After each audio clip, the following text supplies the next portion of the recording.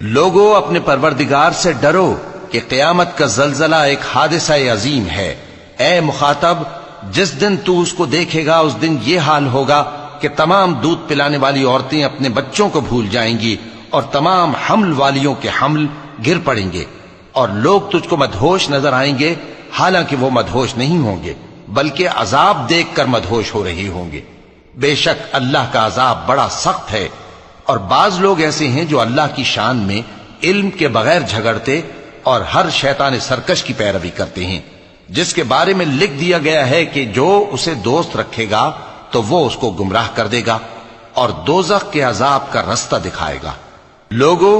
اگر تم کو مرنے کے بعد جی اٹھنے میں کچھ شک ہو تو ہم نے تم کو پہلی بار بھی تو پیدا کیا تھا، یعنی ابتدا میں مٹی سے، پھر اس سے نطفہ بنا کر، پھر اس سے خون کا لوتھڑا بنا کر، پھر اس سے بوٹی بنا کر جس کی بناوٹ کامل بھی ہوتی ہے اور ناقص بھی، تاکہ تم پر اپنی خالقیت ظاہر کر دیں۔ اور ہم جس کو چاہتے ہیں ایک میعاد مقرر تک پیٹ میں ٹھہرائے رکھتے ہیں، پھر تم کو بچہ بنا کر نکالتے ہیں، پھر تم جوانی کو پہنچتے ہو، اور بعض قبل از پیری مر جاتے ہیں،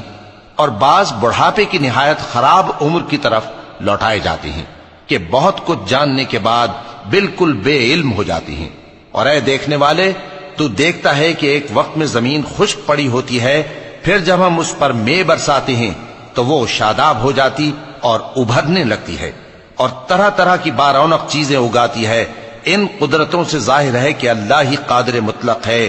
جو برحق ہے، اور یہ کہ وہ مردوں کو زندہ کر دیتا ہے، اور یہ کہ وہ ہر چیز پر قدرت رکھتا ہے، اور یہ کہ قیامت آنے والی ہے اس میں کچھ شک نہیں، اور یہ کہ اللہ سب لوگوں کو جو قبروں میں ہیں جلا اٹھائے گا، اور لوگوں میں کوئی ایسا بھی ہے جو اللہ کی شان میں بغیر علم کے اور بغیر ہدایت کے اور بغیر کتاب روشن کے جھگڑتا ہے اور تکبر سے گردن موڑ لیتا ہے تاکہ لوگوں کو اللہ کے رستے سے گمراہ کر دے۔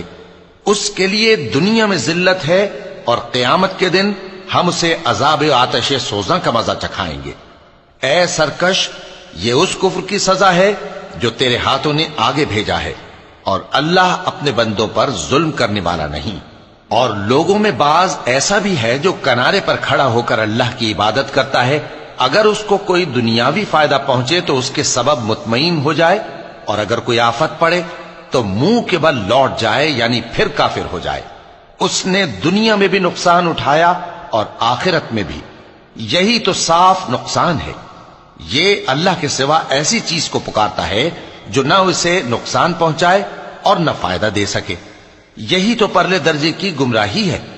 بلکہ ایسے شخص کو پکارتا ہے جس کا نقصان فائدے سے زیادہ قریب ہے۔ ایسا دوست بھی برا اور ایسا ساتھی بھی برا۔ جو لوگ ایمان لائے اور عمل نیک کرتے رہے، اللہ ان کو بہشتوں میں داخل کرے گا جن کے نیچے نہریں بہ رہی ہیں۔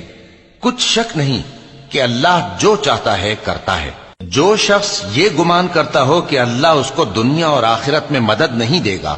تو اس کو چاہیے کہ اوپر کی طرف یعنی اپنے گھر کی چھت میں ایک رسی باندھے، پھر اس سے اپنا گلا گھونٹ لے، پھر دیکھے کہ آیا یہ تدبیر اس کے غصے کو دور کر دیتی ہے۔ اور اسی طرح ہم نے اس قرآن کو اتارا جس کی تمام باتیں کھلی ہوئی ہیں، اور یہ یاد رکھو کہ اللہ جس کو چاہتا ہے ہدایت دیتا ہے۔ جو لوگ مومن یعنی مسلمان ہیں اور جو یہودی ہیں اور ستارہ پرست اور عیسائی اور مجوسی اور مشرک، اللہ ان سب میں قیامت کے دن فیصلہ کر دے گا۔ بے شک اللہ ہر چیز سے باخبر ہے۔ کیا تم نے نہیں دیکھا کہ جو مخلوق آسمانوں میں ہے اور جو زمین میں ہے، اور سورج اور چاند اور ستارے اور پہاڑ اور درخت اور چوپائے اور بہت سے انسان